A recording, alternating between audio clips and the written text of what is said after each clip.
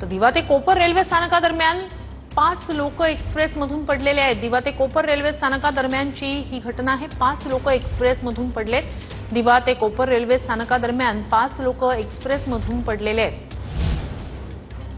ही मोठी आणि महत्त्वाची घडामोड आत्ताच्या क्षणाची। दिवा ते कोपर रेल्वे स्थानकादरम्यान 5 लोक एक्सप्रेसमधून पडलेले आहेत। हे 5 जण पुष्पक एक्सप्रेसमधून पडलेले आहेत। पुष्पक एक्सप्रेसमधून हे 5 प्रवासी खाली पडल्याची माहिती आहे। दिवा ते कोपर रेल्वे स्थानकादरम्यानची ही घटना आहे। 5 प्रवासी हे पुष्पक एक्सप्रेसमधून खाली पडल्याची माहिती आहे। दिवा ते कोपर रेल्वे स्थानकादरम्यानची ही घटना आहे। पुष्पक एक्सप्रेसमधून हे 5 प्रवासी खाली पडले। दिवा ते कोपर रेल्वे स्थानकादरम्यान हे 5 प्रवासी पुष्पक एक्सप्रेसमधून खाली पडल्याची घटना समोर येते।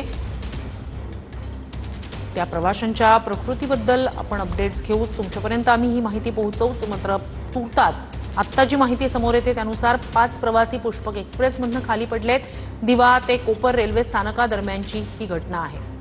मात्र हे 5 प्रवासी एक्सप्रेसमधून खाली कसे पडले याबाबत अद्याप तरी स्पष्टता नाहीये। पुष्पक एक्सप्रेसमधून हे 5 प्रवासी खाली पडले। दिवा ते कोपर रेल्वे स्थानकादरम्यानची ही दुर्घटना आहे।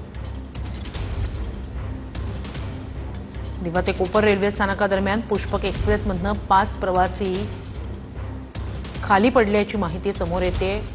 रेल्वे रुळांवर प्रवासी पडले, मात्र ते 5ही जण रेल्वे एक्सप्रेसमधून खाली कसे पडले याबद्दल अद्याप स्पष्टता नाहीये। त्यांच्या प्रकृतीबद्दल, त्यांना या सगळ्यात किती लागलंय, मार लागलेला आहे याबद्दलची आत्ता तरी माहिती नाहीये। मात्र दिवा ते कोपर रेल्वे स्थानकादरम्यान पुष्पक एक्सप्रेसमधून 5 प्रवासी खाली पडल्याची माहिती समोर येते।